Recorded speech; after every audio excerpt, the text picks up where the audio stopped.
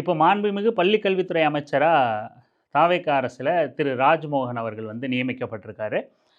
அவர் நியமிக்கப்பட்டதுன்னே ஒரு செய்தி. இப்போ தாவேகா உள்ள வந்ததிலிருந்து, முதலமைச்சர் பதவி ஏற்றதிலிருந்து, தும்புனா அதுதான் முதல் தடவ, இரும்புனா அதுதான் முதல் தடவ அப்படிங்கிற மாதிரி மிகப்பெரிய அளவுல வந்து ஒரு பரப்புரை வந்து மேற்கொள்ளப்படுது. அதுபோல பள்ளி கல்வித்துறை அமைச்சரா திரு ராஜ்மோகன் அவர்கள் வந்து நியமிக்கப்பட்ட உடனே, ஒரு தலித் பள்ளி கல்வித்துறை அமைச்சரா ஆகுனது இதுதான் முதல் தடவை அப்படின்னு சொல்லிட்டு, கிட்டத்தட்ட இந்திய அளவுல அந்த செய்தி வந்து பரப்பப்படுது. இங்க தமிழ்நாட்டிலயும் மிக குறிப்பிட்ட அதாவது தலித் செயல்பாட்டாளர்களா தங்கள அறிவிச்சுக்கிட்டு பொதுவெளியில இயங்குற பல பேரும் கூட வந்து, அ அது உண்மையா, பொய்யா அப்படிங்கிறதெல்லாம் இல்லாம, அதாவது உண்மையா இருந்தா உண்மைன்னு பரப்பலாம்.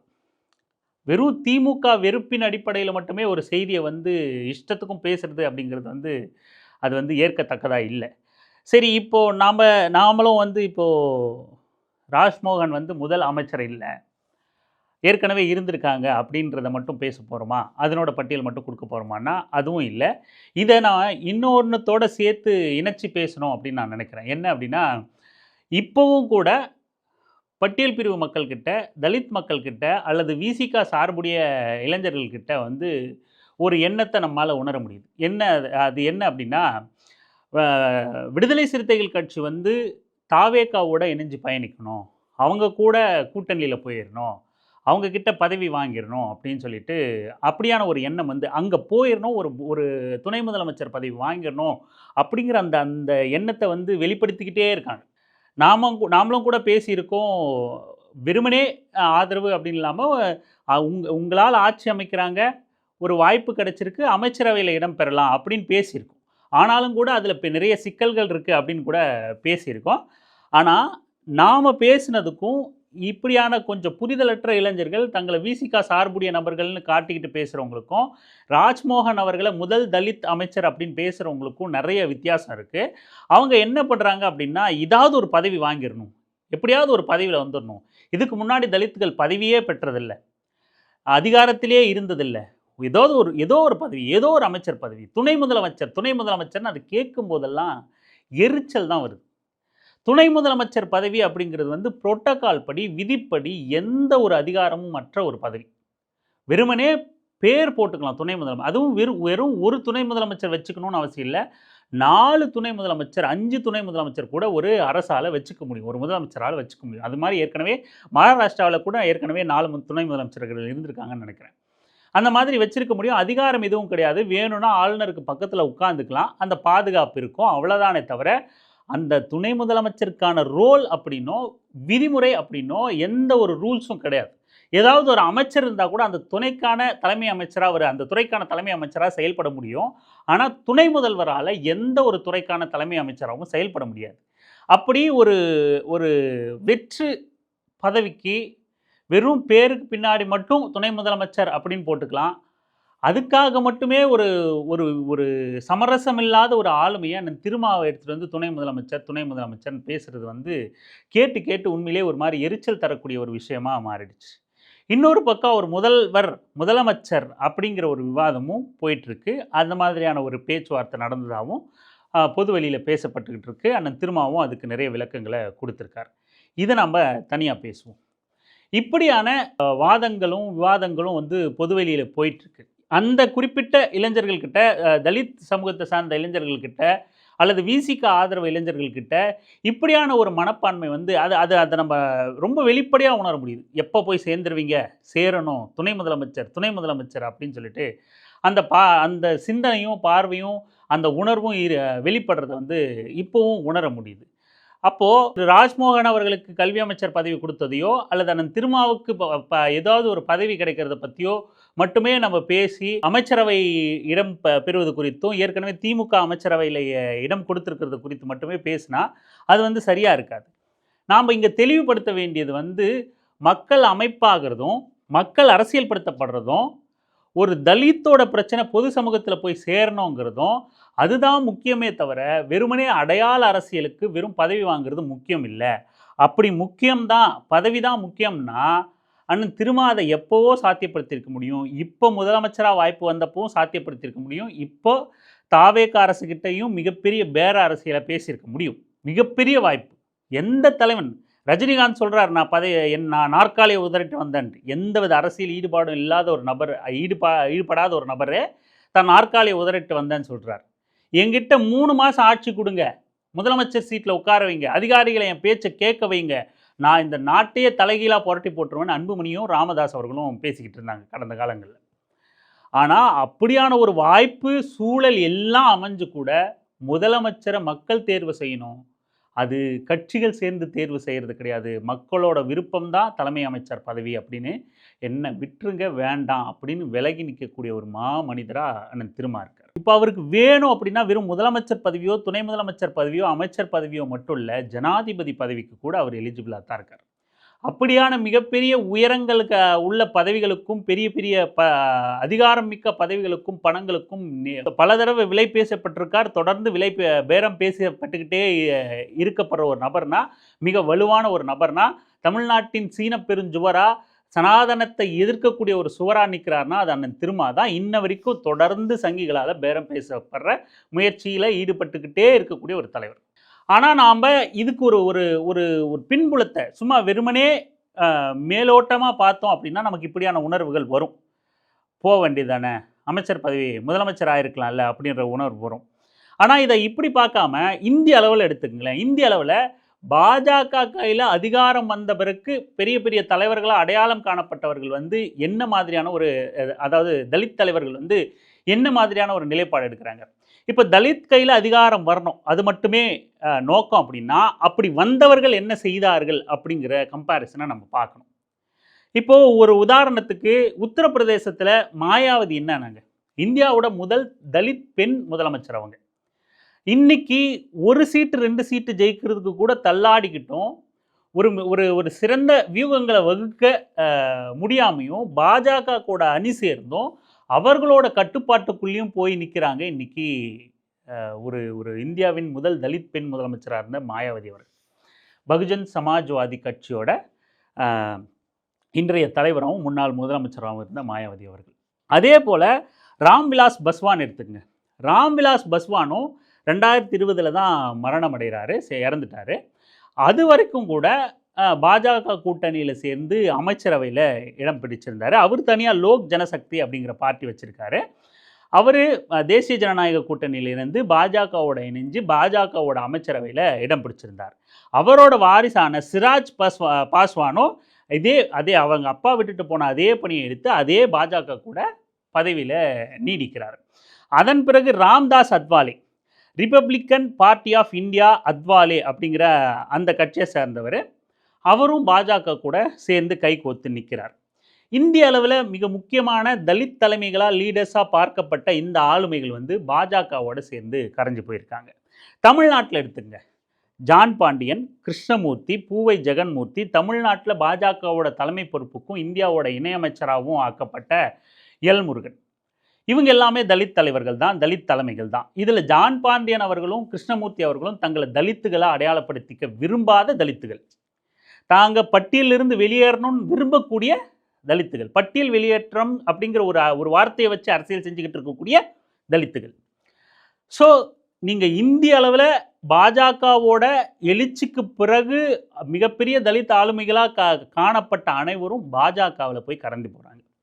தமிழ்நாட்டு அளவிலையும் அண்ணன் திருமா அடிக்கடி மிக வருத்தப்பட்டு மேடைகளில் பகிர்ந்துக்கக்கூடியது, 2014க்கு முன்ன வரைக்கும் நாங்கள் எல்லாம் ஒரே மேடையில் நின்னோம், அப்படியான ஒரு சூழலே ஏற்படாத வண்ணம் மிகப்பெரிய முரண்பாடுகளை வளர்த்து விட்டாங்க, இனி அதுக்கு வாய்ப்பே இல்லாமல் போச்சுன்னு மனம் நொந்து அத்தனை மேடைகளில் அவர் பேசியிருக்காரு. ஒன்று சேரா விடாமல் பண்ணிட்டாங்க, ஒடுக்கப்பட்டவர்கள் ஒன்று கூடி நிற்க முடியாமல், கைகோர்க்க முடியாமல் பண்ணிட்டுச்சு பாஜக அப்படின்னு சொல்லிட்டு ரொம்ப வருத்தப்பட்டு பேசுகிறார். இப்படி தமிழ்நாட்டில் நீங்கள் ஒரு தனிப்பட்ட தலித் ஆளுமைகளாக யாரை கை நீட்டினாலும் அவர்களும் பாஜகவில் போய் கரைஞ்சிருக்காங்க. பாஜகவோட எழுச்சிக்கு அப்புறம் அவங்க ஆட்சி பிடிச்சி கோலோச்ச ஆரம்பித்ததுக்கப்புறம் இந்திய அளவில் தலித் ஆளுமைகளாக காணப்பட்டவங்க, தலித் தலைவர்களாக, தலித் கட்சியோட மிகப்பெரிய ஆளுமைகளாக காணப்பட்டவர்களும் அன்றும் இன்று வரைக்கும் போய் பாஜகவில் கரைஞ்சிட்டாங்க. ஒட்டுமொத்த இந்திய அளவிலும் தமிழ்நாட்டு அளவிலும் இன்று வரைக்கும் நாம் ஒரே ஒரு ஒற்றை நபரை, ஒற்றை கட்சியை பாஜகவோட சமரசம் செய்யாத ஒரு கட்சியா, பாஜகவின் பேரங்களுக்கு விலை போகாத ஒரு தலைமையா பார்க்க முடியும் அப்படின்னா, ஒட்டுமொத்த இந்திய அளவிலுமே ஒரு தலித் ஆளுமை அப்படின்னா அது அண்ணன் திருமாதான். அவரை தலித்தா சுருக்க விரும்பல. ஆனா அந்த பின்னணியிலிருந்து வந்த ஒரு தலைமை அப்படிங்கிறத நான் சொல்ல வரோம். இப்படியான தலைமைகள் எல்லாம் பாஜகவால வீழ்த்தப்பட்டுருச்சு. பாஜகவில் போய் கரைஞ்சு போயிடுச்சு. ஆனா அண்ணன் திருமா மட்டும் எப்பேற்பட்ட ஆசைகளும் விலையும் பேசப்பட்டாலும் கற்பனைக்கு எட்ட முடியாத அதிகாரங்களையும் பணத்தையும் வாரி இறைக்கிறேன்னு சொன்னாலும் விலகி நிற்கிறார். நான் அதுக்கானவன் இல்லை, நான் என் மக்களை அரசியல்படுத்த களத்துக்கு வந்தவன், என் மக்களோட விடுதலைக்காக களத்தில் வந்தவன் அப்படின்னு சொல்லிட்டு எந்த ஒரு ஆசைக்கும் பேராசைக்கும் மயங்காத மக்கள் பக்கமே நின்று மக்கள் கூடவே களத்தில் நிற்கக்கூடிய ஒரு தலைவராக இப்படி இருக்கார். ஏன் பாஜக கூட சேர்ந்துட்டாவே அவங்க பெரிய தலித் ஆளுமைகளாக இல்லாமல் போயிடுவாங்களா அப்படின்னா, இந்தியாவின் மிகப்பெரிய பேராபத்து மக்களை பிளவுபடுத்தி துண்டாடிக்கிட்டு இருக்கக்கூடிய பார்ப்பனிய வர்ணாசிரம சனாதன கோட்பாட்டை நிலைநிறுத்தணும், அதை காப்பாற்றணுங்கிறதுக்காக மட்டுமே தலைமை ஏற்று ஒரு ஆட்சி நடத்திக்கிட்டு இருக்கிறது பாஜக. அதாவது ஆர்எஸ்எஸ் தான் அதனோட தலைமை பீடம். அதனோட தேர்தல் பிரிவு தான் பாஜக. வர்ணாசிரமத்தையும் சனாதனத்தையும் நீங்கள் ரொம்ப சாதாரணமாக எளிமையாக பார்த்து கடந்து போயிட்டு பிஜேபியை மிகப்பெரிய ஆபத்தாக பார்க்காம, பிஜேபியில் கரைந்து போன தலைவர்களை குற்றமாக பார்க்காம அதெல்லாம் ஒன்றும் பெரிய விஷயம் இல்லை அப்படின்னு நீங்கள் கருதினீங்கன்னா அவர்கள்கிட்ட நம்ம பேசவே முடியாது. ஆக இந்திய அளவிலையும் சரி, தமிழ்நாட்டு அளவிலையும் சரி, தலித் ஆளுமைகள் பாஜகவில் ஆர்எஸ்எஸ் பார்ப்பனிய சூழ்ச்சியில் வீழ்த்தப்பட்டிருக்காங்க. வீழாத சூழ்ச்சியில் சிக்காத ஒரே தலைமையா அண்ணன் திருமா இருக்காரு. இப்போ பள்ளிக்கல்வித்துறை அமைச்சருக்கு வருவோம். இப்படி இருக்காரு. இதை எதுக்கு நாம சொல்றோம் அப்படின்னா, வெறும் பதவி ஒரு சமூக விடுதலையை நிர்ணயிச்சார். வெறும் பதவியும் அதிகாரமும் தனிப்பட்ட நபருக்கோ தனிப்பட்ட கட்சிக்கோ லாபம் பயக்கலாம், நன்மை பயக்கலாம், வளர்ச்சியை கொடுக்கலாம், சொகுசு வாழ்க்கையை கொடுக்கலாம், மேன்மையை கொடுக்கலாம், என்ன வேணா கொடுக்கலாம். ஆனால் எந்த ஒரு பதவியும் பணமும் அந்த தனிநபரையோ கூட சனாதனத்திலிருந்து விடுபட்டு விட செய்யாது, வருணாசிரமத்திலிருந்து விடுபட்டு விட செய்யாது, கோவில் கருவறைக்குள்ள நுழைய வச்சிடாது, கோவிலுக்குள்ள நுழைஞ்சாலும் தீட்டு கழிக்காமல் இருக்க விட்டுறாது. அதனால் மக்கள் விடுதலையை நோக்கி செயல்படுற ஒரு தலைவன் எப்போதும் பதவிகளை பார்த்து மயங்க மாட்டான். மக்களே தேர்ந்தெடுத்து இந்த பதவியில் நீ உட்காருங்கும் போது அதை மறுக்கவும் மாட்டார்கள். ஆக இப்படியான ஒரு சூழ்ச்சியினால் வர பதவிகளெல்லாம் இப்படியான ஒரு மக்கள் போராளி ஏற்கவும் மாட்டார். இதை எதுக்கு நாம் சொல்கிறோன்னா, இன்றைய இளைஞர்கள் மீண்டும் மீண்டும் அப்படியான ஒரு தாக்கத்தில் இருக்கீங்க.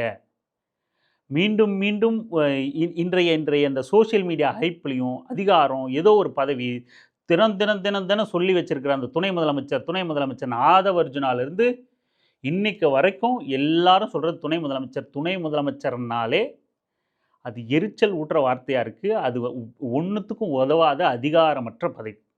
கிட்டத்தட்ட முதலமைச்சருங்கிறதே ஒரு அதிகாரம், மாநிலத்துக்குள்ளே கொஞ்சம் அதிகாரம் உள்ள பதவியாக தெரியலாம். ஒட்டுமொத்த இந்திய ஒன்றிய அளவில் பார்த்தீங்கன்னா முதலமைச்சர் பதவியே ஒரு கலெக்டரேட் அளவுக்கு தான். எந்த அதிகாரம் இல்லை. ஒரு சினிமா கூட ஒரு முதலமைச்சரே நினச்சாலும் ஒரு சுதந்திரமான சினிமாவை எடுக்க முடியாது, ஒரு கப்பல் ஓட்டிட முடியாது, ஒரு ரயில் நிர்வாகத்தை தாங்கிட்ட கொண்டு வர முடியாது. விமானத்தை அதானி அம்பானி மாதிரியான தனியார்கிட்ட கொடுப்பான், தமிழ்நாடு அரசுக்கிட்ட கொடுக்க மாட்டான், ஒரு மாநில அரசுக்கிட்ட கொடுக்க மாட்டான். அதனால் மாநில அரசும் மாநில முதலமைச்சருங்கிறதே வலுவற்ற அதிகாரமற்ற ஒரு பதவி. அதில் துணை முதலமைச்சருங்கிறது சுத்தமாக டம்மி. திரும்ப திரும்ப ஒரு நூற்றாண்டின் தலைவனை அண்ணன் திருமாவை ஒரு பேப்பர் டம்மி போஸ்ட்டில் எடுத்துகிட்டு போய் அவர் துணை முதலமைச்சருங்கிற அந்த எரிச்சல் ஊட்டுற வார்த்தையில் அவரை பொருத்தாதீங்க, தயவு செஞ்சு பொருத்தாதீங்க. தமிழ்நாட்டோட முதல் தலித் கல்வி அமைச்சர் திரு ராஜ்மோகன் கிட்ட வருவோம். ராஜ்மோகன் அவர்கள் அவர் படிப்பை பற்றின குறிப்பை அவரோட அஃபிடவிட்டில் சொல்லாமல் விட்டுருக்காரு. அவர் இன்னும் அரியர் வச்சு இப்போ எழுதிக்கிட்டு இருக்காரு. இப்படின்லாம் பல்வேறு கருத்துக்கள் போயிட்டுருக்கு. அது போட்டோம். சட்டப்படி எது சரியோ எது தவறோ அதுக்கான நடவடிக்கைகள் செயல்பாடுகள் அது தொடரட்டும். அதை நம்ம பெரிய விமர்சனமாக இப்போ வைக்க விரும்பலை. இப்போ ராஜ்மோகன் அவர்கள் தான் தமிழ்நாட்டோட முதல் பள்ளிக்கல்வித்துறை அமைச்சரா, அதாவது தலித் பள்ளிக்கல்வித்துறை அமைச்சரா அப்படின்னா அது மிகப்பெரிய பொய். போன ஆட்சியில் தான் ஒரு வருஷம் அதாவது இப்போ இந்த 1 மாதம் 2 மாதத்துக்கு முன்னாடி வரைக்கும், தேர்தல் அறிவிக்கிறதுக்கு முன்னாடி வரைக்கும், ஏன் இவங்க பதவி ஏற்கிறதுக்கு முன்னாடி வரைக்கும், திரு கோவி செழியன் அவர்கள் தான் உயர்கல்வித்துறையோட அமைச்சர். கோவி செழியன் அவர்கள் வந்து ஒரு பட்டியல் பிரிவை சார்ந்தவர். அவரே தேர்தல் பிரச்சார சமயத்தில் கூட, இல்லை அதுக்கு முந்தைய சமயத்தில் கூட மேடையில் பேசும்போது, கல்வி மறுக்கப்பட்ட, ஒடுக்கப்பட்ட சமூகத்திலிருந்து வந்த தன்னை இந்த திராவிட இயக்கம், திராவிட முன்னேற்றக் கழகம் ஒரு உயர்கல்வித்துறை அமைச்சராக ஆக்கியிருக்கு அப்படின்னு ரொம்ப எமோஷ்னல் ஆகி கண்ணீர் விட்டு மேடையில் பேசியிருக்கார்.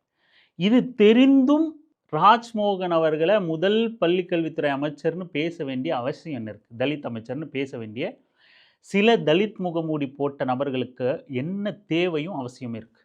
என்ன நீங்கள் விரும்புகிறீங்க இந்த சமூகத்தில்? என்ன விரும்புகிறீங்க?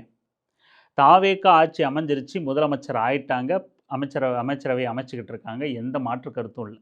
அவர்கள்கிட்ட விமர்சனம் இருந்தால் விமர்சனம் வைக்க போகிறோம், சரியாக செயல்பட்டால் வரவேற்க போகிறோம். நேற்று கூட மாண்புமிகு முதலமைச்சர் விஜய் அவர்கள் வந்து ஈழ நினைவேந்தல் குறித்தான ஒரு செய்தி குறிப்பை வெளியிடுறாங்க. நாங்கள் கொண்டாடுறோம், மனதார வரவேற்கிறோம், வாட்ஸ்அப் ஸ்டேட்டஸில் வச்சுருக்கோம். ஏன்னா எங்களோட இனத்தின் வழியை அதிகார பீடத்தில் உள்ள ஒரு முதல்வர் பேசுவது அப்படிங்கிறத நாங்கள் வரவேற்கிறோம். அது மாண்புமிகு ஜோசப் விஜயா இருந்தாலும், தமிழக வெற்றி கழகமாக இருந்தாலும், குறிப்பாக உங்கள் இளைஞர்கள்கிட்ட போய் சேரணும், உங்கள் கட்சியை சார்ந்த இளைஞர்கள்கிட்ட போய் சேரணும் அப்படிங்கிறத நாங்கள் உண்மையிலே பெரிய மனம் கொண்டு வரவேற்கிறோம். ஆனால் ஆட்சியில் நாங்கள் வெள்ளை டவலை ஒழிச்சிட்டோம், சேரில் டவல் போடுறது எடுக்கிறது தான் ஒரு ஆட்சியோட மாற்றமா? சேரில் டவல் போடுறது பெரிய அதிகாரம், அதை ஒழிச்சிட்டிங்கன்னா சேர் போடுறதே அதிகாரம் தான் இங்கே பார்க்கப்படுது. சேரை இப்போ எடுத்துகிட்டு தரையில் உட்காந்துருவீங்களா? இந்த மாதிரி சில்லறத்தனமான விளம்பரங்களை பண்ணும்போது, ப்ரமோஷனை பண்ணும்போது அதை கடுமையாக நம்ம எதிர்க்கணும். எந்தவித ஒரு அனுபவம் இல்லாமல், கட்சிக்கான கள அனுபவமே இல்லாத ஒரு கட்சியாக தாவேக்கா வந்து இன்றைக்கி ஆட்சி அதிகாரத்தில் அமர்ந்திருக்கு. கட்சி அனுபவம் கொண்டவர்களாலே ஆட்சி அதிகாரத்தை கையாளுறதுங்கிறது சிரமமான விஷயம். எந்த அனுபவமும் இல்லாமல் இப்படியே வந்து உட்கார்ந்துருக்கிறவங்க மத்தியில் அமைச்சரவை அடையாளத்துக்காக கொடுக்கப்படுற பதவிகளால் எந்த பயனும் இல்லைன்னு தான் இந்திய அரசியல் வரைக்கும் இப்போ நம்ம உதாரணம் காட்டி பேசும். இப்படி பள்ளி கல்வித்துறை அமைச்சர் கொடுத்துட்டாங்க, வரவேற்கிறோம், மகிழ்ச்சி. ஆனால் அதை முதல் அமைச்சர் அவர் தான் சொல்லி பொய் பரப்ப வேண்டிய தேவை தலித் முகமூடி போட்ட நபர்களுக்கு ஏன் வருது? என்ன நீங்கள் இந்த சமூகத்தில் என்ன மாதிரியான ஒரு விஷயத்தை பரப்பணும்னு நினைக்கிறீங்க? என்ன உங்களோட தேவை? உங்களோட தனிப்பட்ட வருமானமா? உங்களோட சுயலாபமா? ஏன் பொய் தகவலை பரப்புறீங்க? திராவிட முன்னேற்ற கழகத்துக்கிட்ட, அந்த கட்சிக்கிட்ட, கட்சியோட கட்டமைப்பு கிட்ட இன்றைய நமக்கு பல முரண்பாடுகள், இல்லை அவங்க செயல்பாடுகளில் முரண்பாடுகள் இருந்தாலும், திராவிட முன்னேற்ற கழகம்ங்கிறதே சமூகத்தில் உள்ள ஏற்றத்தாழ்வுகளுக்கு எதிரான இயக்கமாக தான் அது வந்திருக்கு. அப்படி செயல்படுங்கன்னு வேணால் தள்ளலாமே தவிர, அவங்கள ஒட்டுமொத்தமாக தூக்கி ஓரம் எறிகிறது, அவங்கள ஒட்டுமொத்தமாக எதிரி ஆக்குறது அப்படிங்கிறது மிக ஆபத்தான அரசியலில் கொண்டு போய் நிற்க வைக்கும் நம்மளை. எப்படி ஒன்றுமே தெரியாத ஒரு தாவே காட்சி தூக்கி தலையில் வச்சு கொண்டாட முடியுது? இதே நாங்கள் கொடுத்துட்டோம். இப்போ திரு கோவி செழியன் அவர்களுக்கு உயர்கல்வித்துறை அமைச்சராக கொடுக்கும்போது அது பெரிய அளவில் வந்து திமுக வந்து பேசலை, விளம்பரப்படுத்தலை. ஆனால் இன்றைக்கி ராஜ்மோகனுக்கு கொடுக்கும்போது அது பெரிய அளவில் விளம்பரப்படுத்தப்படுது. ஒருவேளை திமுக அதை பேசுகிறாங்க, சொல்கிறாங்க அப்படின்னாலும், நீ என்ன செஞ்சுட்டு சொல்லி காட்டுறியா அப்படின்னும் திமுக மேலே விமர்சனம் வைக்கப்படுது. நான் தான் செஞ்சேன்னா செய்யத்தான் உனக்கு அதிகாரம் கொடுத்துருக்கோன்னு திமுக பக்கம் போய் தாவேக்கா செஞ்சு அப்படியான ஒரு செய்தியை பரப்புனா அது பெரிய ஹீரோயிசமாக கொண்டாடுறோம். என்ன மனநிலை இது? எந்த மாதிரியான மனநிலை இது? எந்த ஒரு பாதிப்பையும் அனுபவிக்காத ஒரு இடைநிலை சமூகத்தில் பிறந்து வளர்கிற நபர்கள் இந்த மாதிரி பேசினா கூட அவங்களுக்கு அந்த வலி தெரியாது, பாதிப்பு தெரியாது, சமூகத்தோட கட்டமைப்பு புரியல அப்படின்னு கூட நம்ம விட்டுட்டு போயிடலாம். அந்த சமூகத்திலிருந்தே வந்து, அதுவும் சாதாரண வெகுசன மக்களிலிருந்து பேசினா பரவாயில்ல, தங்களை பெரிய செயல்பாட்டாளர்களை காட்டிக்கிறீங்க, முற்போக்குவாதிகளாக காட்டிக்கிறீங்க, பொதுவெளியில் வந்து அரசியல் பேசுகிறீங்க. நீங்கள்லாம் வந்து இப்படி பேசும்போது இது என்ன மாதிரியான தாக்கத்தை பொதுவெளியில் ஏற்படுத்தும்? என்ன சொல்ல வரீங்க? இப்போ நம்ம வழக்கமாக சொல்கிற அந்த பட்டியலே சொல்லிடுவோம். திமுகவில் யாருமே வந்து இதுக்கு முன்னாடி வந்து தலித் அமைச்சர்கள் ஆக்கப்பட்டது இல்லையான்னா, 1971 சத்யவாணி முத்து அப்படிங்கிற நபர் வந்து, அப்படிங்கிற பெண் வந்து ஆதி திராவிடர் நலத்துறை மற்றும் வேளாண் துறை அமைச்சராக பணியாற்றினார். வெறும் ஆதி திராவிடர் மட்டும் இல்லை, வேளாண் துறை அமைச்சராகவும் பணியாற்றினார். திரு கே சுந்தரம் ஆதிதிரா 1989 திரு கே சுந்தரம் ஆதிதிராவிடர் நலத்துறை மட்டுமல்ல பால்வளத்துறை அமைச்சராகவும் பணியாற்றினார். 2006 திரு பரிதி இளம்பழுதி தகவல் தொழில்நுட்ப துறை மற்றும் நகர்ப்புற உட்கட்டமைப்பு துறை அமைச்சராக இருந்தவர். அதே 2006 திரு மதிவாணன் கால்நடைத்துறை அமைச்சராக இருந்தவர். 2021 திரு கோவிசெலியன் உயர்கல்வித்துறை அமைச்சராக இருந்தார். மேலும் தமிழ்நாட்டில் அருந்ததியர் சமூகத்தைச் சார்ந்தவர் முதலில் திரு மதிவேந்தன் அவர்களை ஆதிதிராவிட நலத்துறை அமைச்சர் ஆக்கியதும் திமுக தான். 2021 தொழிலாளர் நலன் மற்றும் திறன் மேம்பாட்டுத்துறை அமைச்சராக திரு சி.வி. கணேசன் இருந்தார்.